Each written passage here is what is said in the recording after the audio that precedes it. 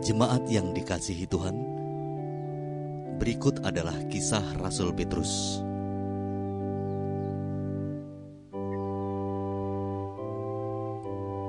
Petrus sering juga disebut Simon.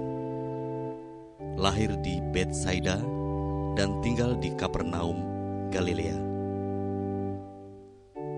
Petrus adalah anak Yohanes dan saudara Andreas.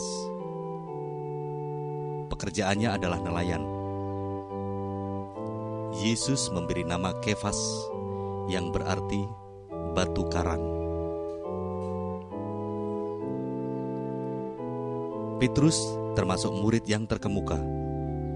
Dalam beberapa peristiwa yang terpenting, Yesus hanya membawa Petrus, Yohanes, dan Yakobus. Petrus selalu ingin tampil terdepan, selalu bertindak sebagai juru bicara, dan yang pertama kali mengakui bahwa Yesus adalah Mesias. Namun, imannya sering goyah.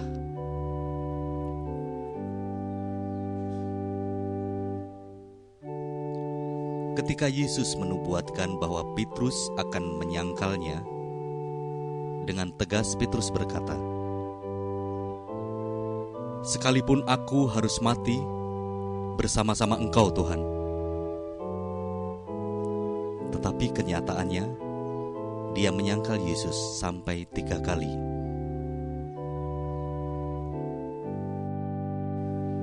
Sebelum Tuhan Yesus naik ke surga, ia memulihkan Petrus kembali dan memerintahkan untuk menggembalakan domba-dombanya. Kepadanya diberikan kunci kerajaan surga. Petrus menyaksikan Yesus naik ke surga, dan kemudian ia menjadi pemimpin para rasul.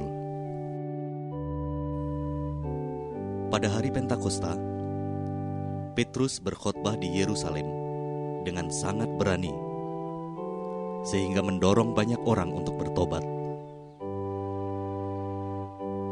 Petrus dan Yohanes dipenjarakan, tetapi dilepaskan oleh Mahkamah Agama.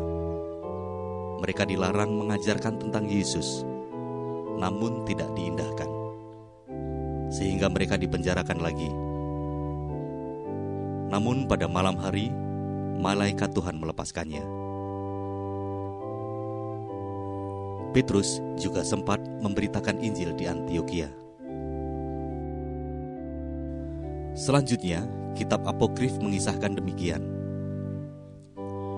Petrus dan Paulus mengajar di Roma. Banyak yang bertobat, termasuk istri Kaisar Nero dan banyak tentara. Kaisar Nero sangat marah dan memerintahkan agar Paulus dipancung dan Petrus disalibkan. Petrus meminta agar ia disalibkan dengan kaki ke atas dan kepala ke bawah.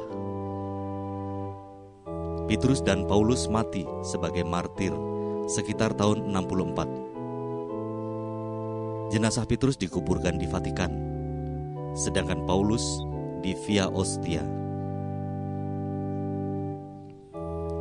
Tahun 358, di Vatikan dibangun sebuah basilika, dan kerangka Petrus dikuburkan di dalam basilika tersebut, yang kemudian disebut Basilika Petrus.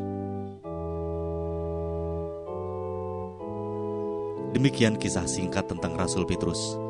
Semoga tulisan ini bermanfaat untuk meneguhkan iman kita dalam menghadapi penderitaan dan penganiayaan, baik secara fisik maupun rohani.